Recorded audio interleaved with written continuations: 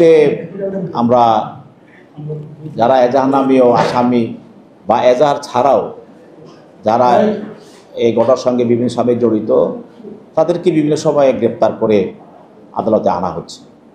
এবং আপনারা জানেন যে যে পরিমাণ আসামি আছে তাতে খুব কম সংখ্যক আসামিদেরকেও অ্যারেস্ট করা হচ্ছে। তার কারণ তদন্তকারী কর্মকর্তা তিনি যাচাই বাছাই করে গ্রেপ্তার করছেন। শুধু নুসরাত ফারিয়ার বিষয় তো না, আমরা আরও আসামিদের ব্যাপারেও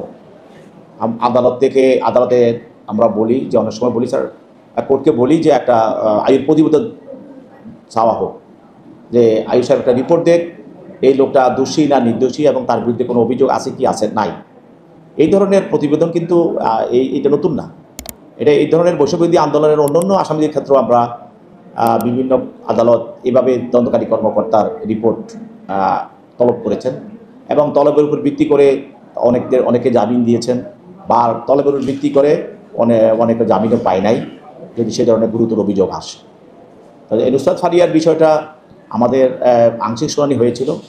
আমরা প্রসিকিউশনের পক্ষে আমাদের যুক্তি তুলে ধরেছিলাম তার বিষয়ে, তাদের আসামি পক্ষেও তার পক্ষে যুক্তি তুলে ধরেছিল।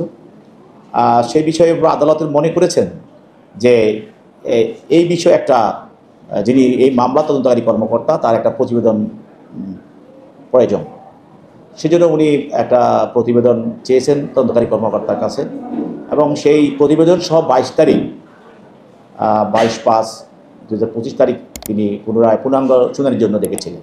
কিন্তু যেহেতু প্রতিবেদনটা আজকে চলে এসেছে আদালতে, তো সেই হিসাবে আসামি পক্ষের বা নুসরাত ফারিয়ার পক্ষে যে আইনজীবীরা ছিলেন তারা দরখাস্ত দিয়ে আদালতকে বলেছেন যেহেতু স্যার এটা প্রতিবেদনটা চলে আসছে, তো সেই হিসেবে আদালত মনে করছেন যে যেটার জন্য আদালত দিন ধার্য করেছেন সেটা তো আদালতে চলে আসছে, সেই জন্য ওটার উপরে ভিত্তি করে আদালত আজকে জামিন শুনানিটা করেছেন এবং জামিন দরখাস্ত শুনানিটা তিনি উপস্থাপন করার পরে তিনি শুনানিটা নিয়েছেন।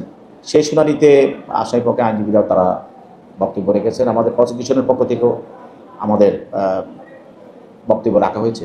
উভয়ের বক্তব্য শোনার পর এবং যে প্রতিবেদনটা এসেছিল সেই প্রতিবেদনটা আদালত দেখেছেন, দেখে আদালতের কাছে সব কিছু মিলিয়ে মনে হয়েছে যে এই আসামিকে এখন জামিন দেওয়া প্রয়োজন, তো তিনি জামিন দিয়েছেন এবং এই জামিন দেওয়ার এখতিয়ারটা সম্পূর্ণ আদালতের উপরে।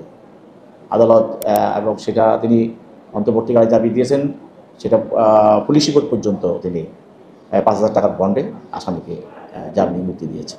এটা তো নতুন কিছু নয়, আমি আপনাদেরকে আগেও বলেছি যে এই ধরনের মামলায় আমরা যখন আসামি পক্ষে বিভিন্ন ধরনের আইনজীবীরা তাদের নির্দোষ বা তাদের ব্যাপারে বিভিন্ন ধরনের প্রশ্ন উঠানো হয় এবং বিভিন্ন ধরনের তারা কাগজপত্র উপস্থাপন করে, তখন আদালত নিজের শ্রমটাও অনেক সময় জামিন দিয়ে দেন।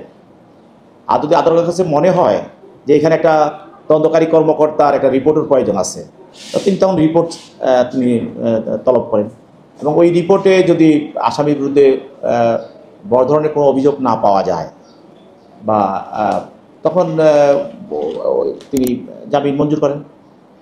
এবং আবার যদি দেখা যায় যে গুরুতর অভিযোগ আছে আসামির বিরুদ্ধে, অনেক সময় তিনি নামঞ্জুর করেন, তার দরখাস্ত নামঞ্জুর করে তাকে হেফাজতে পাঠান বা তার দরখাস্ত নামঞ্জুর করেন জামিন।